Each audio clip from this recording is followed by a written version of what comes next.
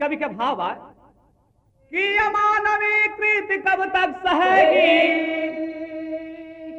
अमानवी कृत कब तक सहेगी, जलेगी चिता पर ये विधवा बेचारी, नारी यही बेटी बहना जहां की, हमें जन्म दे के कहाती मतारी, मगर कुप्रथा के शिकंजों में फंस के, अरे जलती है नारी जलाते हत्यारे, मिटा दो मेरे दोस्त तो इस प्रथा को, यबला की नैया लगा दो किनारे।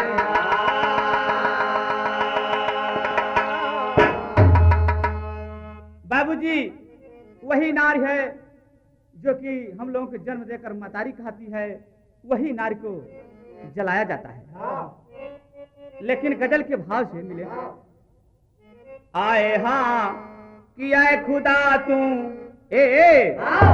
आए खुदा तू बड़ा ही मददगार है, आए खुदा तू बड़ा ही मददगार है, आए खुदा तू बड़ा ही मददगार है।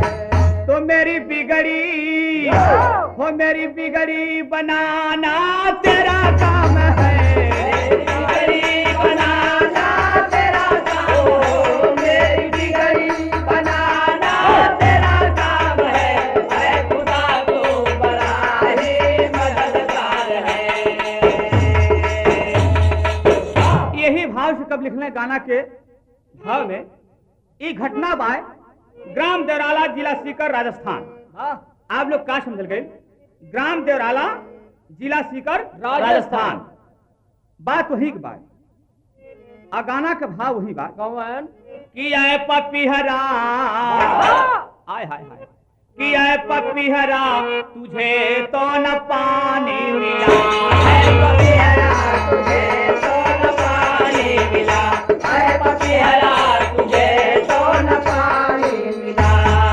तो मिला क्या कि जाम जबरी हो, जाम जबरी मौत का पिलाया गया, जाम जबरी मौत का पिलाया गया, जाम जबरी मौत का पिलाया गया, ऐ पपीहरा तुझे तो न पानी मिला, ऐ पपीहरा तुझे तो न पानी मिला,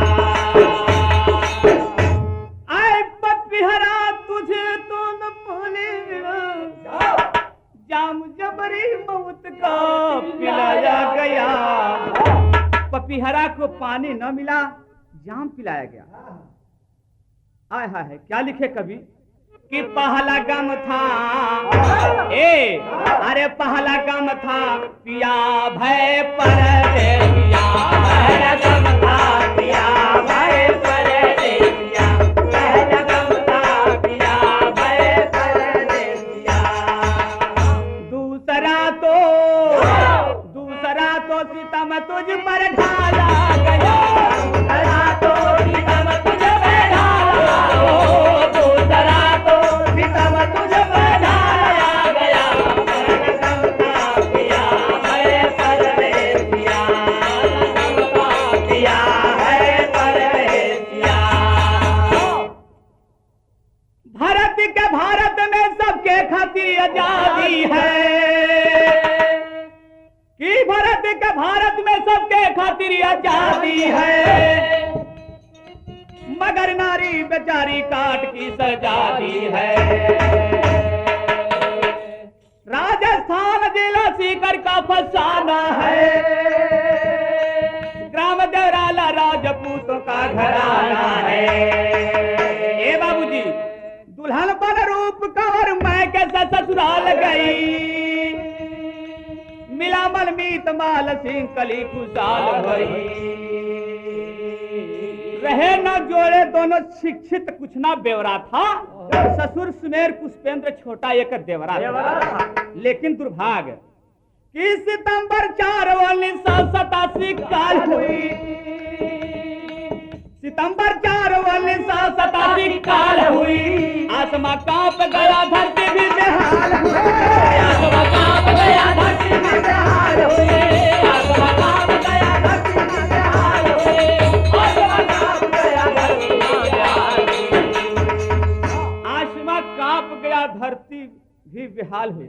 आय हाय हाय, लेकिन भाव आखिरी के बाद कौन आय तो छिप गया चाँद, अरे छिप गया चाँद बादल में जाके कहीं, छिप गया चाँद बादल में जाके कहीं, छिप गया चाँद बादल में जाके कहीं। कि बाद में, अरे बाद में चांदनी को छिपाया गया, बाद में चांदनी को छिपाया गया, बाद में चांदनी को छिपाया गया, छिप गया चाँद बादल में जाके कहीं। प्रेमियों कि छिप गया चांद बादल में जाके कहीं, बाद में चांदनी को छिपाया गया, छिपाया गया। एक भाव आखिरी में मिली, लेकिन इस घटना को देखते हुए सारे प्रथा भी गलत करते कि इस प्रथा को, अरे इस प्रथा को सरे शास्त्र कहते बुरा, इस प्रथा को करे शास्त्र कहते बुरा, इस प्रथा को करे शास्त्र कहते बुरा। कि ये तो दौलत का साधन बनाया गया, ये तो दौलत का साधन बनाया गया, ये तो दौलत का साधन बनाया गया, इस प्रथा को करे शास्त्र कहते बुरा। प्रेमियों माल सिंह के साथ शादी रूप कुंवर की हुई और बहुत अच्छे जोड़े लगे थे। सुमेर सिंह के पुत्र माल सिंह के अचानक पेट में दर्द उठल और लेकर के हॉस्पिटल भगलन। लेकिन भइल का तो पहले तर्ज से मिले आप लोग, अब तर्जवा उहे बात आए हाँ कि रतिया होले गरमिया नहीं डोले पवनवान, रतिया होले गरमिया ना डोले पवनवाना, रतिया होले गरमिया ना डोले पवनवाना,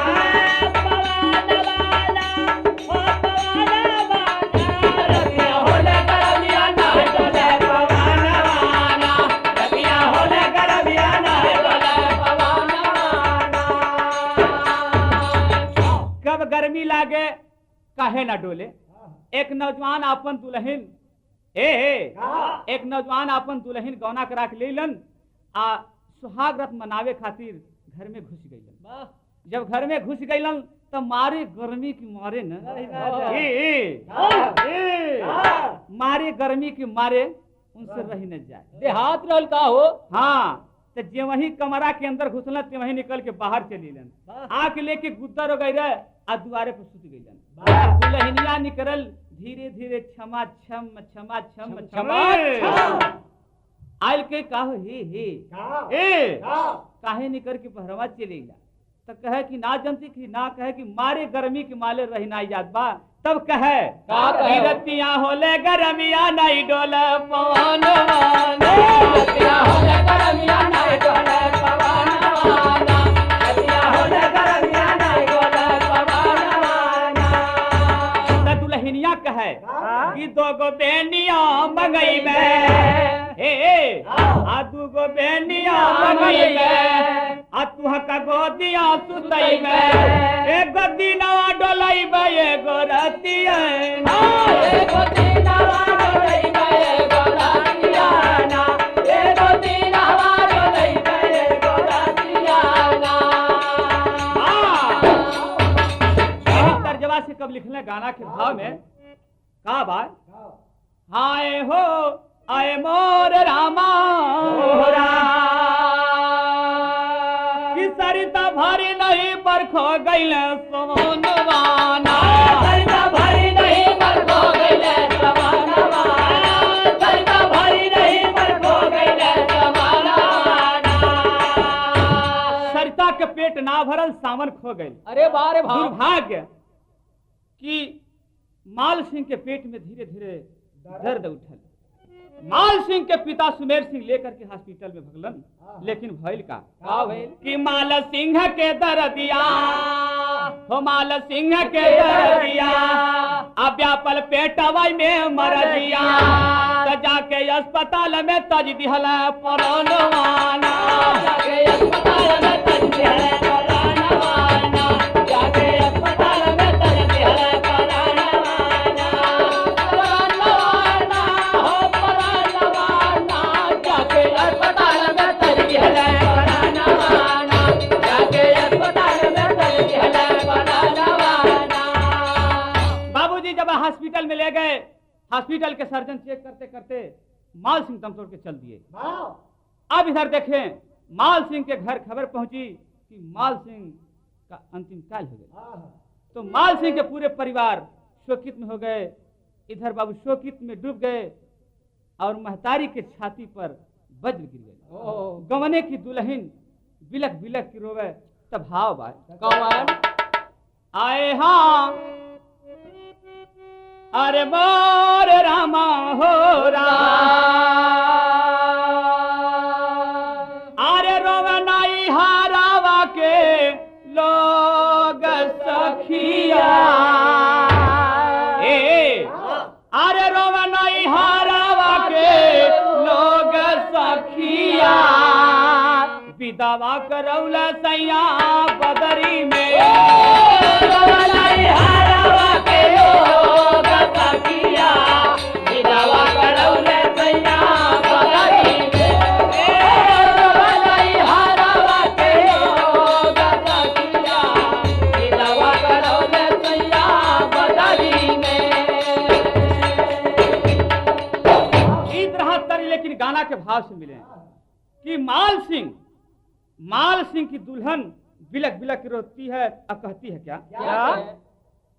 कि विधना गिरावाल पहाड़ मितवा हाय हाय हाय विधना गिरावाल पहाड़ मितवा नव बधु विधवा हो गई विधवा गिरावाल पहाड़ मितवा नव बधु विधवा हो गई विधवा गिरावाल पहाड़ मितवा नव बधु विधवा हो गई।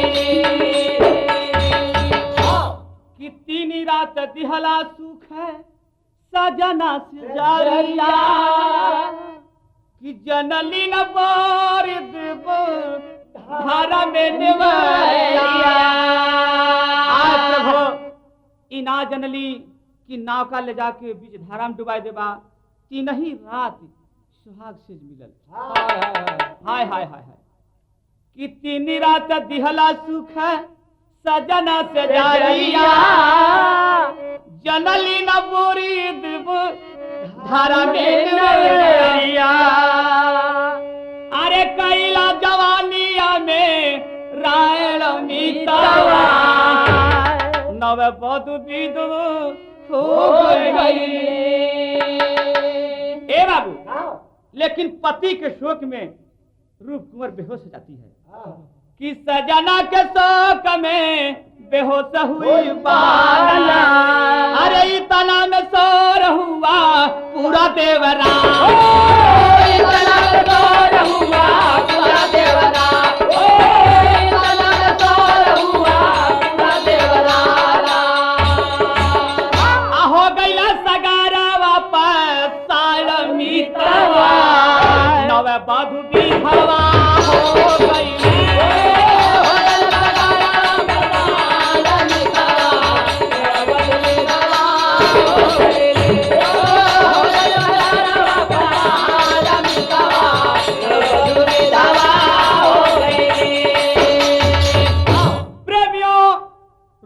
बेहोश हो जाती है तो देवराला के छत्री और छत्राणियों जुट करके रूप कुंवर को श्रृंगार से सजाने लगती है। सारी स्त्रियां जुट करके रूप कुंवर को सिंदूर डाल दी, टिकुली लगा दी, काजल लगा दी, यानी सारे श्रृंगार से सजा देती है। बेहोश आए हाँ अरे ससुर सर उठा ली तीरी अवान हो भैली नैहरा की नैहरा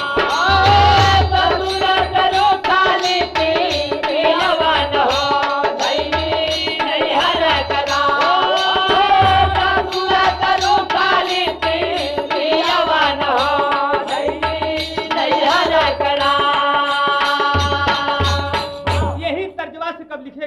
भाव में अरे भूले राजपूत तुम धैर्य भवान हो धैदा आय हाय हाय कि भूले राजपूत तुम धैर्य भवान हो धैदा तेगा तलवा भूले राजपूत तुम धैर्य भवान हो धैदा तेगा तलवा भूले राजपूत तुम धैर्य भवान हो धैदा तेगा तलवा ए भैया अरे भूले राजपूत तुम धैर्य भवान हो धैदा तेगा तलवा कर भवान हो धैदा तेग तलवा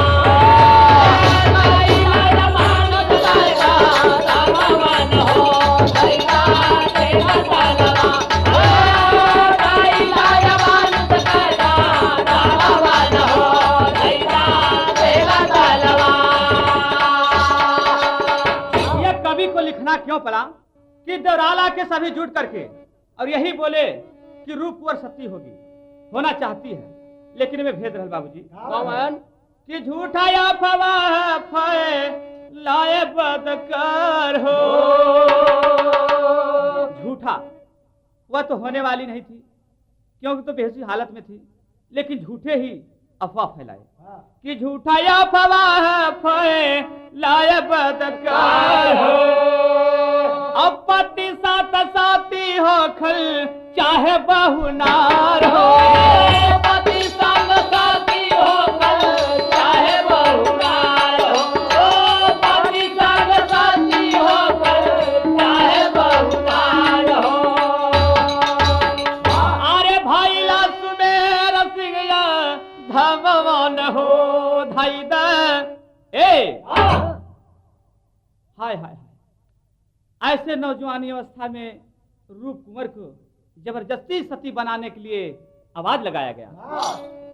अरे भैया सुमेर सिंह भगवान हो धैदा तेगा तलवा भैया सुमेर सिंह भगवान हो धैदा तेगा तलवा भैया सुमेर सिंह भगवान हो धैदा तेगा तलवा तकरी के कलेजा सारी छतरी पत्थरवा ए बाबूजी कारी के कलेजा सारी छतरी पत्थरवा रहली बेहोश बाला साज सब सिंगरवा रूपवर को बेहोशी हालत में सारी देवराला की छतरानी जुट करके श्रृंगार से सजा देती हैं।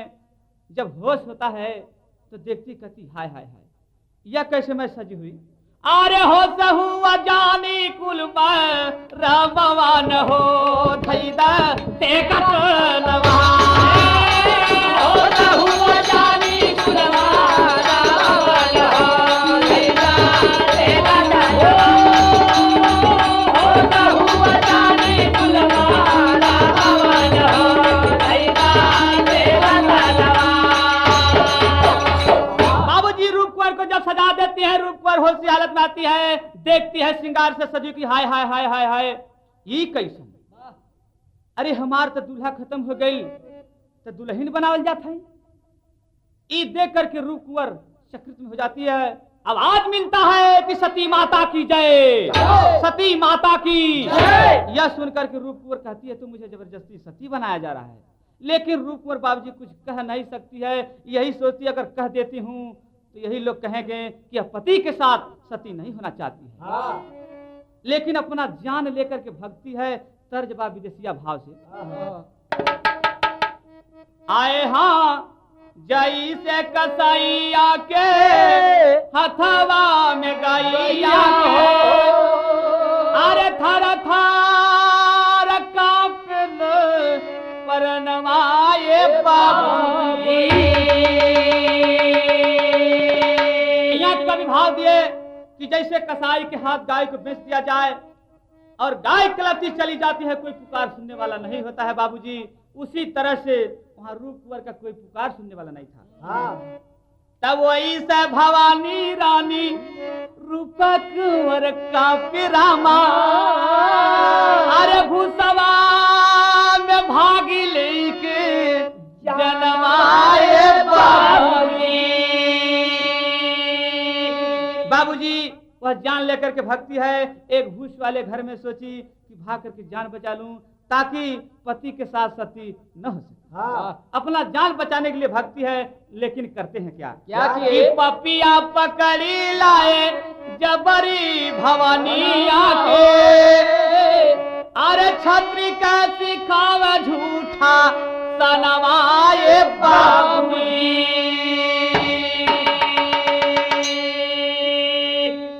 यही रूपकुमार से कहते हैं कि यह बहू, यह क्षत्रियों का धर्म है, यह क्षत्रियों का धर्म है कि जिसका पति नौजवान खत्म हो जाए उसको पति के साथ सती हो जाना चाहिए। तो तू पति के साथ सती हो जा, तेरा नाम होगा सती माता के, पुकार होगा, सती माता से आवाज मिलेगी। यह कह करके उसको लालच देते हैं, लेकिन वह कुछ कह नहीं सकती है बाबूजी। और उनका कारीगरी क्या था? वो यही सोचे थे कि जब रूपवर सती हो जाएगी तो सती माता के नाम से मंदिर बनेगा, मंदिर के अंदर पैसे का चढ़ावा होगा, पैसे से धन मिलेगा। तो माला सिंह का निकला जनाजा आगे पीछे वाला, आगे आगे माल सिंह का जनाजा और पीछे पीछे रूप कुंवर तड़पती हुई चली जाती है कि माला सिंह का निकला जनाजा आगे पीछे वाला अरे शोक में समाया हिंदुस्तान आए बाबू।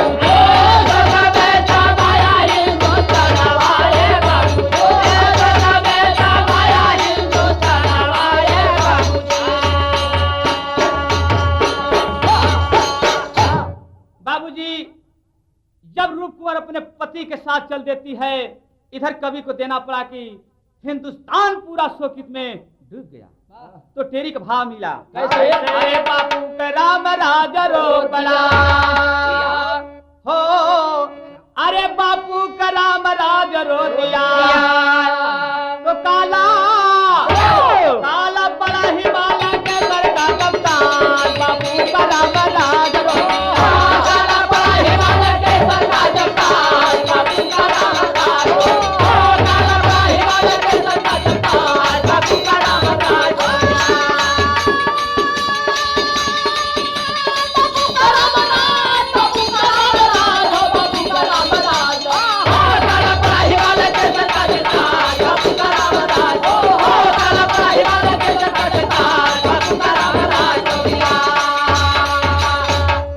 लेकिन कवि के तरफ से पूरे देवराला के छत्रारियों से कहना है कि आए सुमेर सिंह हिंद में रह के राजपूत कहलाते हो, पर सिंह शब्द का द्योप कर विधवा नार जलाते हो। मान लिया वह पति साथ जल जाने को हठानी थी, क्या उठा नहीं सकते चिता से खोई कहां जवानी थी। और नहीं तो लगा दिए पहरा नंगी तलवारों से, बिठा दिए अबला को चिता पर लगा के नकली नारों से। लेकिन कवि लिखे थोड़ा सा पुष्पेंद्र के लिए कि भाभी होती मां समान, भाभी एक मां के समान होती है बाबूजी, बड़ी भाभी मां के समान होती है। लेकिन पुष्पेंद्र तूने जरा सा भी गौर नहीं किया। अरे भाभी होती मां समान, पुष्पेंद्र तूने भूल किया, लगा दिया तू आग चिता में कैसे हृदय कबूल किया। हाय हाय हाय, जरा सा भी दर्द नहीं किया, न दर्द आया कि मैं भाभी की चिता में आग लगा रहा। तो तर्जबा बदल गई बा, तर्ज है भाई आए हाँ कहवा कखार चूना,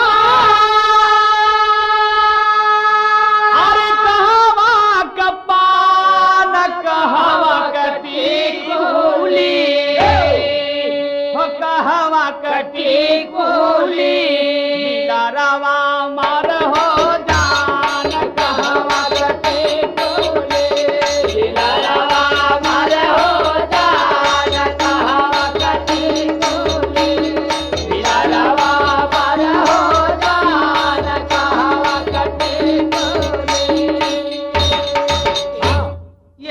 में कब लिखे गाना के भाव में कि जब रूप कुंवर की चिता में आग लगाई गई तो उस समय 4000 जनता वहां खड़ी थी, लेकिन 4000 जनता में कोई ना कर सका कि रूप कुंवर को बचा लिया जाए। इससे साबित होता है कि रूप कुंवर को जबरदस्ती जलाया गया कि 4000 जना वाला तोहरा के नहीं रे लाग कैसे के देखना हो, कैसे के देखना कुरीतिया वाला हो काज, कैसे के देखना कुरीतिया वाला हो काज, कैसे के देखना कुरीतिया वाला हो काज, कैसे के देखना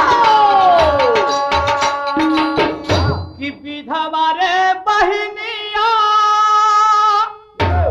अरे तोहन के समनवा जली रे भैया बसे तो राखीदा, भैया बसे तो राखीदा हमारा दवा वाला नेता, जया बसे तो राखीदा हमारा दवा वाला नेता, जया बसे तो राखीदा हमारा दवा वाला नेता, जया बसे तो राखीदा। आज से ही तेगा तलवार धैदा और ये कहां लिखल हो कि नौजवान मर जाए तो नौजवान के दुल्हन के जबरदस्ती जलाकर सती बना। ये कहां लिखल है? कई जरूरी हो ये ना जरूरी है। जरूरी ये हो कि नौजवान आज खत्म हो गई तो नौजवान के दुल्हन के किसी के साथ देख करके बर और शादी कर रही है। तब हाँ बदल गई तर्ज बाय, तर्ज पहपट से मिले आए हा अरे मोर रामा हो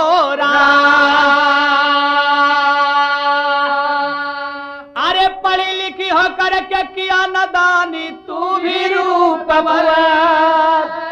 नदानी किया कि प्रधानमंत्री मेरे देश की नेता भूतपूर्व प्रधानमंत्री इंदिरा गांधी भी तो विधवा थी, लेकिन देश सेवा करते